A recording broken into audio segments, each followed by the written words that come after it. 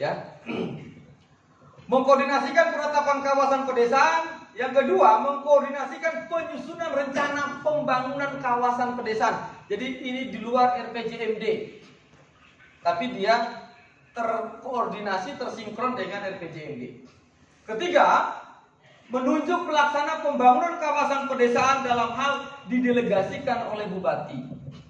Tuh, ini aturan mainnya.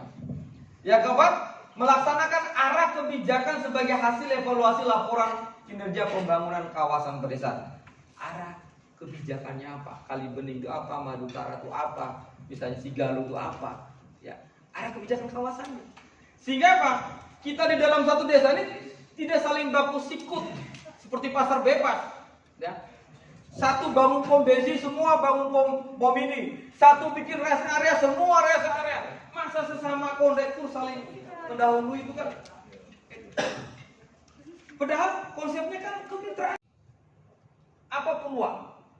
Menurut saya ini kalau bicara dalam strategi opportunity itu menangkap peluang. Satu, kita hari ini ada pada fase floating mass, masa mengambang karena tidak ada pemimpin definitif, kepala daerah definitifnya belum ada. Maka menjadi peluang nggak? Menjadi peluang.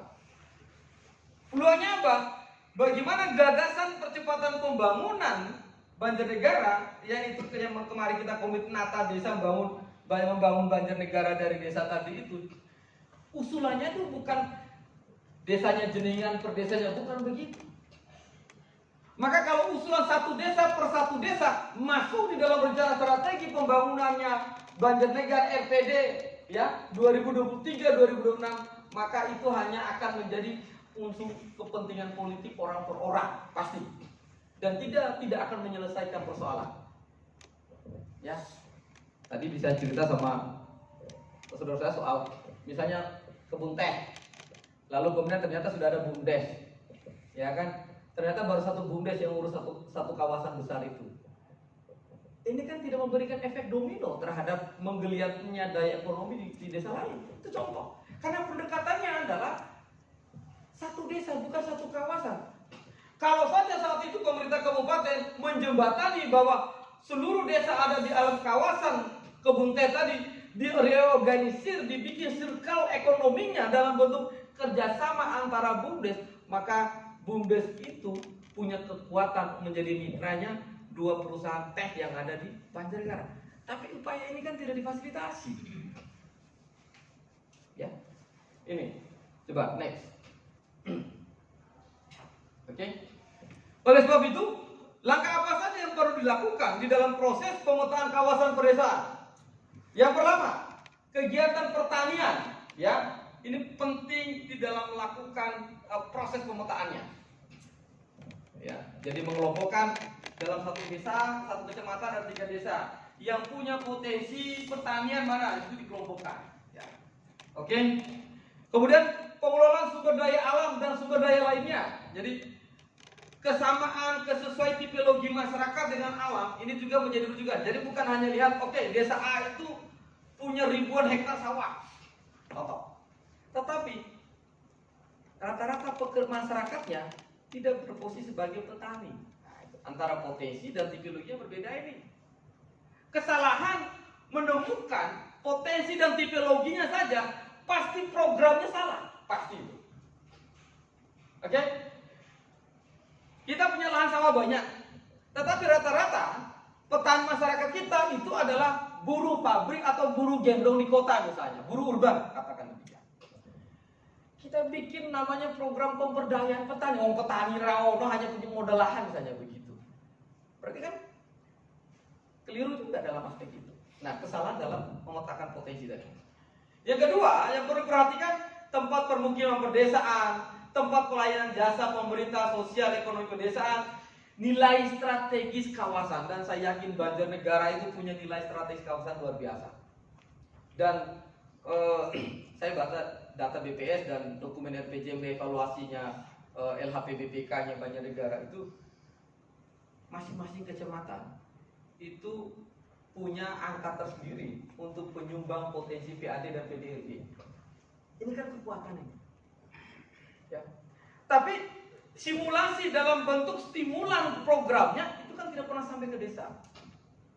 Dan itu diakui waktu ngobrol dengan Pak Sekda bilang hampir tidak pernah terjadi pertautan, sinergi antara apa yang dibicarakan, direncanakan desa dengan yang dilakukan oleh OPD. Ya, itu diakui lah. Ya, itu. Yang berikut adalah keserasian pembangunan antara kawasan dalam wilayah kabupaten kota. Makanya dia tidak luput dari RT RW-nya, RPJMD-nya tidak boleh luput.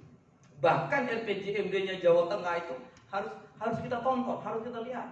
Kira-kira nyambung nggak sih kalau kita menetapkan kawasan di Kalibening ini sebagai kawasan agro wisata misalnya? Cek di RPJMD-nya Provinsi Jawa Tengah. Tujuannya apa? Kalau kita merencanakan yang lain, beda dalam rencana pembangunan jangka menengah Jawa Tengah.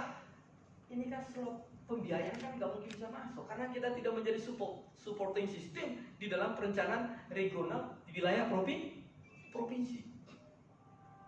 Ya, ini sekaligus menjawab pertanyaan, Pak Sani, bagaimana sesungguhnya peluang kita untuk mendapatkan akses anggaran dari selain ADD dan DD? Ini salah satu caranya.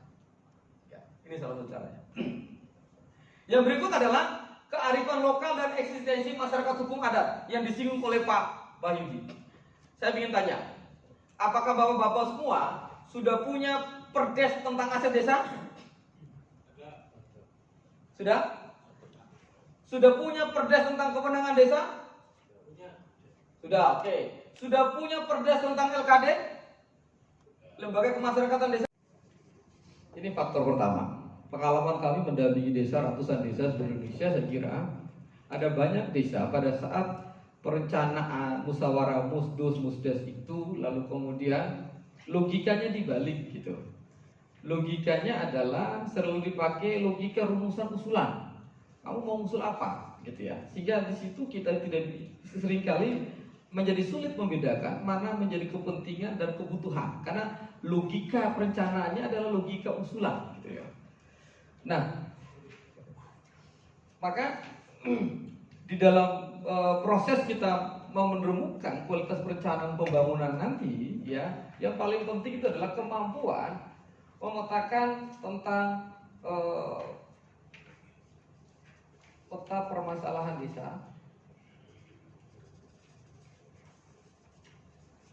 Inilah yang kemudian oleh Pak Wahyudi tadi bahwa sebelum penyusunan visi misi RPJM dari situ pengkajian data potensi desa PKPD dilakukan. Itu langkah awal.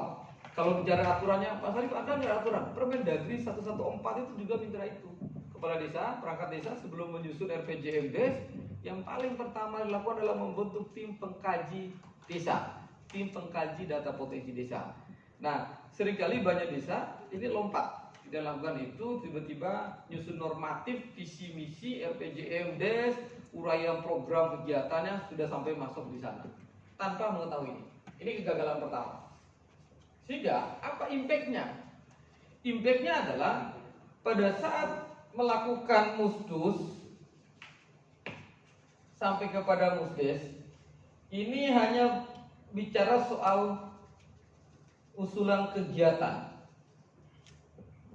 Padahal kegiatan itu anak dari program. Program itu jembatan dari misi. Misi itu jalan emas dari visi. Kan begitu logiknya di dalam perencanaan gitu. Tetapi kita seringkali usulan apa? Oh, saya bangun taluk, saya bangun jalan usaha, saya bangun, tanpa merumuskan terlebih awal. Oh, Madu Kaira itu isu strategisnya apa sih? Peta permasalahan apa sih? Dan bukti data autentik. Makanya Pak Wahyudi tadi selalu bicara awalnya memang data, memang itu konkret Pak, nggak bisa dipungkiri gitu. Nah, ini sama nanti kita akan bicara soal apa urgensinya melakukan proses pemetaan kawasan pedesaan, ya. Lalu kemudian kepentingannya untuk siapa? Lalu kemudian apa yang diharapkan dengan upaya melakukan pemetaan kawasan pedesaan itu? Ini yang mulai dari sini. Nah, kegagalan kedua ketika pada aspek merumuskan isu-isu strategisnya tidak mampu secara maksimal, maka fase kedua pasti mengalami kolaps, yaitu merumuskan soal arah arah kebijakan. Misal, isu soal gagal panen salak, atau bukan gagal panen, atau maksudnya harga panen salak itu anjlok, atau isu soal kegagalan petani salak di dalam di level pasar, misalnya akses pasar, misalnya gitu. Itu isu. Tetapi begitu di musdus, apa yang diusulkan? Pernah nggak membicarakan domain tematik besar yang menjadi isu desa soal salak tadi itu, misalnya menjadi domain isu? Ya. Oh, paling ujung-ujungnya isu usulannya berbeda dengan konten isu. Atau yang kedua, isu strategisnya stunting. Ya. Tetapi kita udah tahu bahwa masyarakat di desa kita stunting, tapi itu tidak menjadi perdebatan, tidak menjadi diskusi, tidak menjadi dialog, tidak menjadi bahan komunikasi pada saat musdus dan musdes. Lalu dan terjadi apa? Maka fase berikut terjadilah ketimpangan pada saat merumuskan apa arah kebijakan yang harus diambil oleh kepala desa dalam rangka menjembatani terwujudnya visi misi tadi itu. Saya belum bicara uang, saya tidak bicara uang, kapasitas politik anggaran nanti dulu. Ya, ini bicara soal substansi atau konten dari isi perencanaan kita dulu. Ya, nah, arah kebijakan ini jawaban atas isu strategis desa dan kondisi real yang dihadapi masyarakat desa. Maka dari sinilah kemudian muncul mana kalau istilah kerennya kan program strategis desa. Kalau sekarang kan ada namanya program prioritas. Ya, ada PPPP ini. Program prioritas, program skala prioritas. Kan ini. Nah, desa tiba-tiba itu bikin namanya program skala prioritas. Tapi tidak pernah tahu arah kebijakannya di dalam, kalau kita gambar 1 tahun anggaran, ini bulan 1, 2, 3, 4 sampai 12 bulan ini, dalam 1 tahun anggaran, ya, hanya bicara soal ini. Dasarnya apa? Oh, dasarnya cuma satu, Permendes tentang prioritas penggunaan dana desa. Akhirnya narasi, aspirasi masyarakat tenggelam. Lalu yang muncul adalah narasi besar Permendesnya soal prioritas penggunaan dana desa. Ada gap enggak? Pasti terjadi gap. Ini terjadi gap, ini terjadi gap, yang dipakai cuma Permendes. Nah, makanya ada nggak Pak Wahyudi tadi menyinggung pakai Permendes? Hampir dia tidak menyebutkan aturan-aturan itu kok. Kenapa? Di awal dia sudah mampu. Oh, isu strategis yang ada di desa Bawah Harjo dinarasikan apa? Bagaimana otak itu kotor karena sampahnya begitu berserakan di mana-mana. Maka arah kebijakan ketika dinarasikan di dalam postur menyusun struktur APBD-nya jelas ya. Menyelesaikan urusan publik sampai urusan wajib pelayanan dasar kalau dilihat di dalam Undang-Undang 23-nya itu kongruen. Nah, ini kegagalan, ada gap di arah kebijakan. Maka yang ketiga,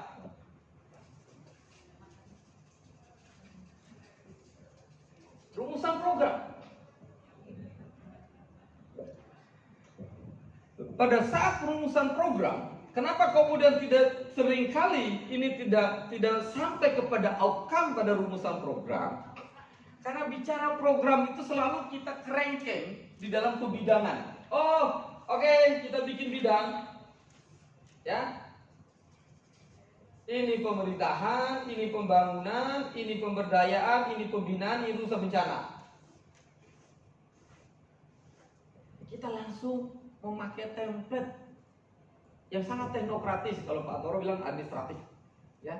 Ketika bicara program, ini gap yang ketiga. Nah, oleh sebab itu, maka menjadi wajar kemudian kalau kemudian secara dari tahun ke tahun pola pendekatan kita melihat APBD, melihat ADD, melihat DD itu ya simplikasinya cuma pakai template pembidangan urusan mensimplikasi 120-an kewenangan tadi ke dalam 5 bidang. Selesai. Padahal ada yang